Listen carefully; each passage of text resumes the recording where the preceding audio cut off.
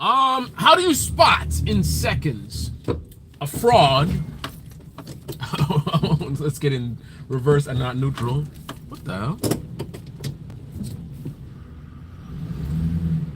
How do you how do you spot in seconds a fraud in the conversations regarding the war? The war.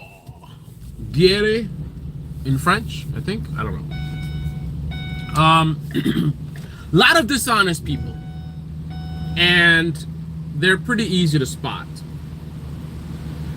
I am not going to take a position on whether Israel is right or the Palestinians are right, both of them are right. That's not the point of this video, right? So let's put that aside. We're not supporting one side of the war or the other.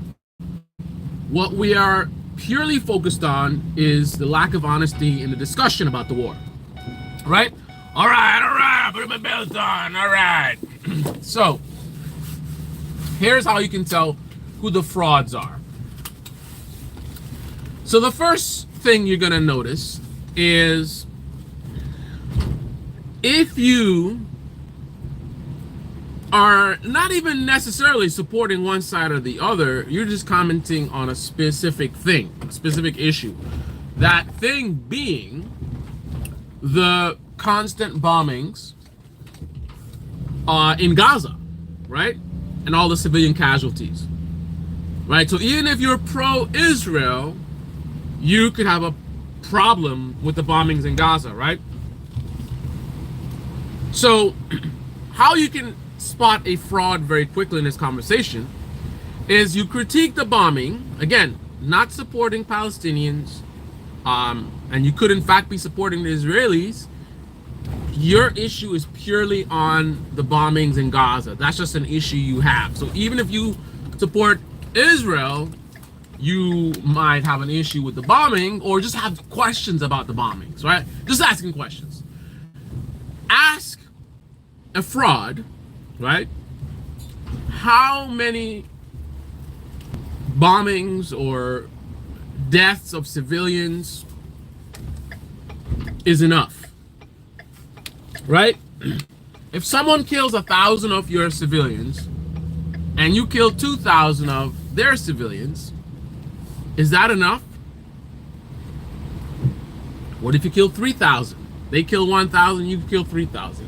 What if they kill 1,000 of your people, you kill 10,000 of their people? What if they kill 1,000, you kill, what? 1,000,000. At what point in time do you cross a threshold where it's not proportionate?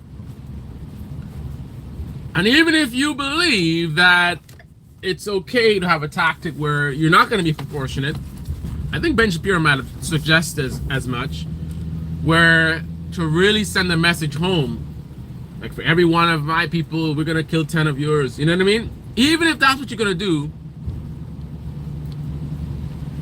no limit, right? So even if you think killing 5,000 for 1,000 of yours, right? They killed 1,000 yours, you killed 5,000 or 10,000.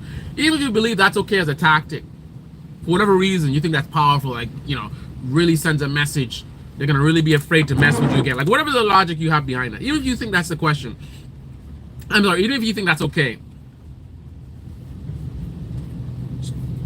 with no limit though, right? You can support it not being proportionate, but still have a limit. You'd be like, okay, if they kill 1,000 and you kill 5,000, 1 to 5, you know, I think that's good. That sends the message, right? There's gotta be a limit, because at some point, the retaliation can be them killing every single one of your civilians. And you certainly can't be okay with that. Like, you know what I mean? Are you okay with genocide? Are you literally killing all of the people? There's got to be a limit. Some would argue it's difficult. How are you going to put a number? Like, well, we're just going to say, okay, 5,500. Okay. If you are refusing to answer this question, and you haven't even spent the time to think about what would be fair, then I think you're a bit of a fraud. You're just speaking emotionally, right? They're defending themselves. They're defending themselves. They have a right to defend themselves. They got to defend themselves. They got to defend themselves. They got to defend themselves. 1,000 dead on one side, 5,000 dead on the other side. They got to defend themselves. They got to defend themselves. Like, you're not even thinking. You're just, the words just coming out your mouth. There's not even any sort of thought process in terms of what are you advocating for. You haven't even. People would think that you're looking at the numbers and you're okay with it. They killed 3,000, in retaliation for 1,000 deaths. And I'm just throwing numbers. It's not actual numbers, right? And you're okay with it. But no, you're not even necessarily okay with it. You're not even thinking. That's what that reveals. When you don't even have a number and you refuse to answer the question, right? That shows you're not even thinking. You're just like, kill them all, right? Pure emotion. You're a fraud. You're not having a serious debate, right?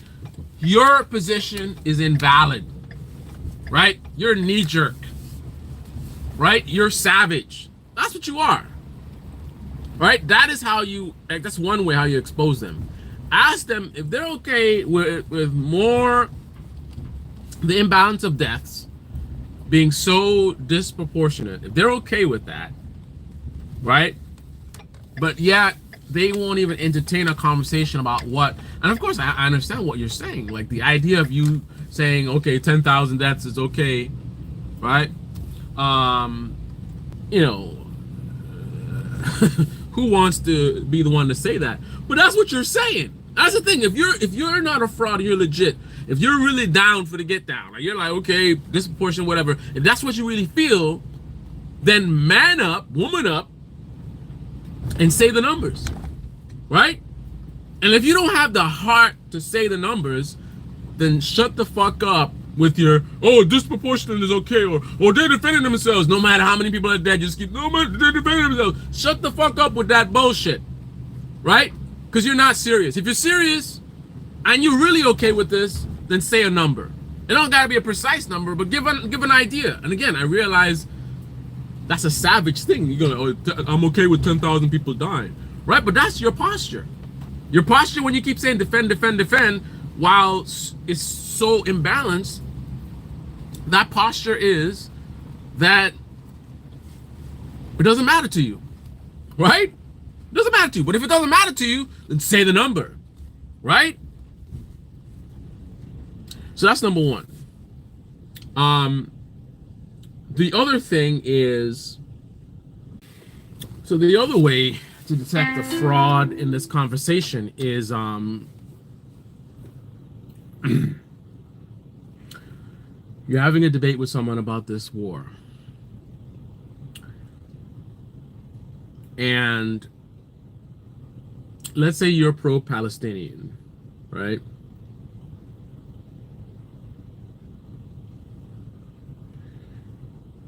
Anyone who responds to your support of the Palestinian civilians with suggesting or outright saying that you support terrorists is a fraud.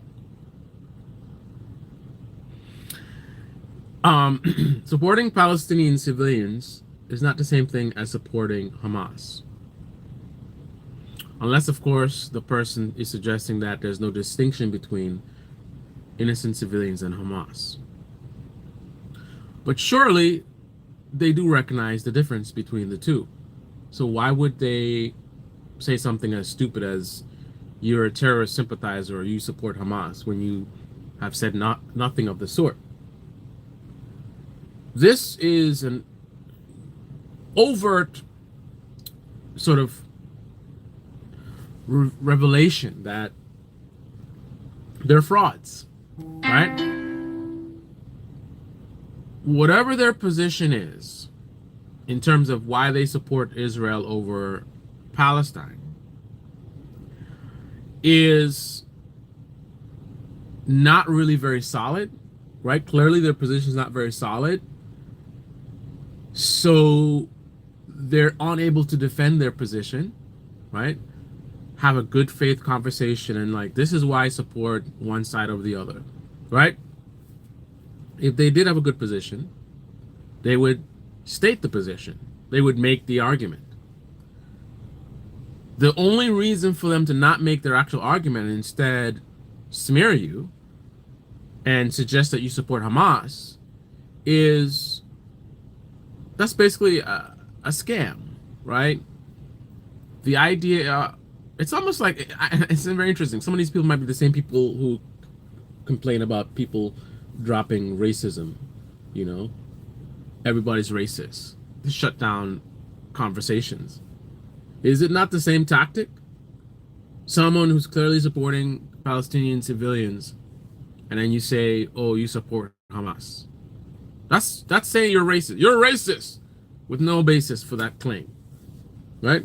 You don't have a strong argument, strong position. So you're racist. Obviously he's racist, right? You don't have a strong position. Oh, you're supporting Hamas. Never said that, right? The only reason to not state your position about why you support one side versus the other, and instead to introduce, you know, such an aggressive straw man as, you know, this is a legit straw man, right? The person's not saying I support Hamas. They're not even implying they support Hamas.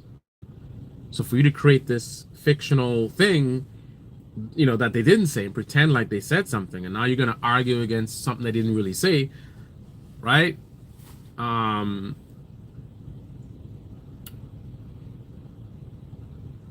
Right, that is that's a little bit of trickery, right?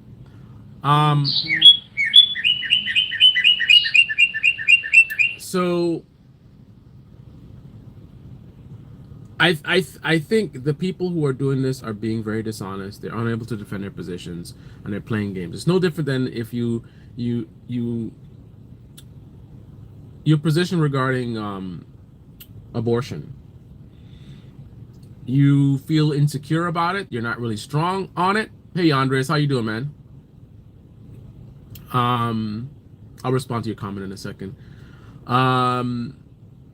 You feel so with abortion, right? So again, you don't feel confident in your position. You and yourself feel that there's issues with how you feel about abortion. So because of your discomfort with your position, because you yourself feel you have a bad position, you are fearful of stating your position. So what you actually do is you create this you know, sort of fake position. So you talk about, you know, aborting babies in the 9th month, right? Aborting babies in the 9th month. You find something that is so extreme and so just like controversial, you know, like the beheaded babies, right? These decoys, right? So instead of you arguing your actual position, why you think abortion should be illegal, I think abortion should be illegal because of X, Y, and Z. You are uncomfortable making your position clear. So instead, you just say 9-month abortion, 9-month abortion. They're aborting babies after they live. They're ripping their limbs and this and that. All this kind of really, really emotionally loaded stuff, right? To manipulate the conversation, right? Certain people hearing this, oh my goodness, oh, 9th-month abort. Like, so instead of having an actual conversation about your actual position versus the person's actual position that you're having a debate with, you're wasting time throwing these emotional bombs of like, oh my goodness, 9th-month abortion. Oh! Okay, even if that's what you genuinely, even if genuinely that's something that really bothers you, and you really are genuinely focused on 9th-month abortions or the idea of that can't be the entire conversation. That's the only issue. So if we remove the 9th-month abortions, then you're okay with making abortions legal? So I'm sure that's not the case, right? So even if that is a position that you hold, there's got to be more to your position than just that. So to keep talking about that, the most extreme scenario and the most unlikely scenario, and not even being willing to have a conversation about what is more likely to be happening, right?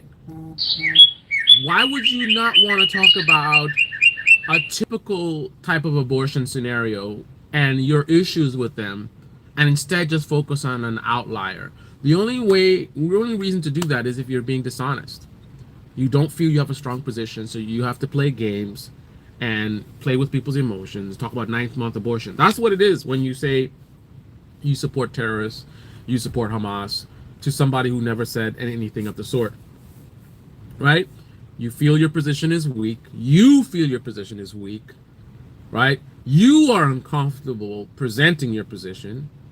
So instead, you're going to go and, create this illusion of like, oh, this person's supporting terrorists. They're supporting terror. Anybody saying that to somebody who never said anything positive about Hamas, in fact, even called out Hamas, called out the terrorist attack that they did. Anyone who responds to someone like that talking about you support Hamas, again, with no factual basis, just like somebody saying you're racist, and they didn't say nothing about no racial statements, no track record, no evidence whatsoever, right? It's just you all of a sudden just throwing in a word. Somebody's doing something you don't like, and it's like, oh, because they're racist, right? Oh, you support Hamas. Who said that? Nobody said that, right? So, in responding to Andres says, any thoughts on people not denouncing Hamas?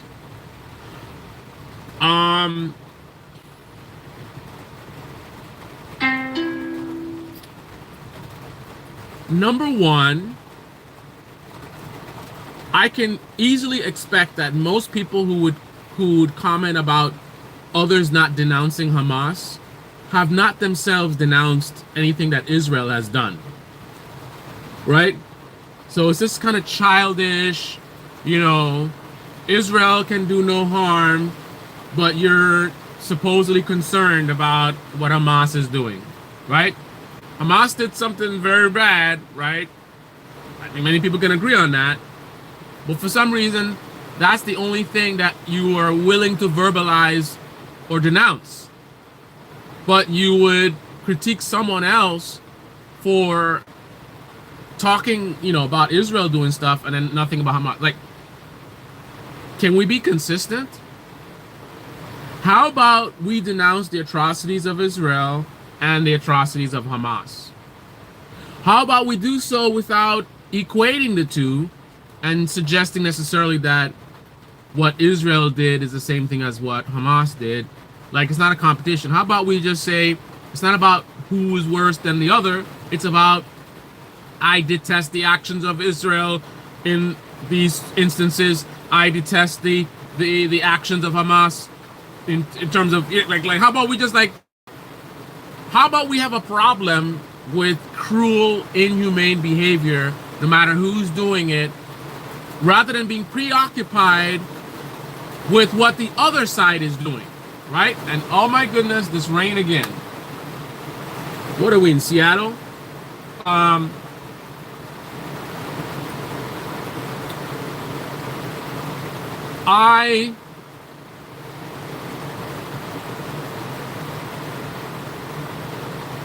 I will leave it with this thought. Another fraud that you can identify is the people who will do the fake denounce. Joe Biden against Antifa, right? The fake denounce is you are silent up until somebody says, why haven't you denounced blah blah blah? And you say, I'm against violence. Whatever. If Antifa is doing violence, I don't support that at all, right? But the person would never volunteer that information. They only mention this when challenged, right? So it's just like someone who would say, oh, people, they don't denounce Hamas. Right? That same person has never denounced anything that Israel has done. Right? But if you challenge them on it, they'll do the fake denounce. Oh, of course, I'm always against, killing of innocent civilians. My position has always been clear. But it hasn't been clear in this particular instance, right? They're very eager to denounce the atrocities of one side and not the other. One side, they only denounce when they're cornered, right? That's why I call it the fake denounce, right? Joe Biden has nothing to say about what Antifa is doing or Black Lives Matter is doing until you corner him, and then he's like, of course I don't stand for violence. Violence is not the answer, right? Same thing with right-wingers who have all the problem with Black Lives Matter and Antifa and whatever violence they see coming from the left, right? Silent about any violence coming from their side until they're cornered, and then like, oh, I don't support any violence, right? So if you have right-wing militias going out there and did it, I don't support that, right? I've been very clear. I'm against violence, regardless of who it's coming from, right? But they would never volunteer this unless cornered. That's the fake denounce. That's another form of fraud. People who only denounce something when cornered, but they actively denounce something else, like voluntarily, these are frauds. Anyway, this is the Debate Me channel. Debate Me in the comment section below. Click on the like button, subscribe, smash that bell. Be well.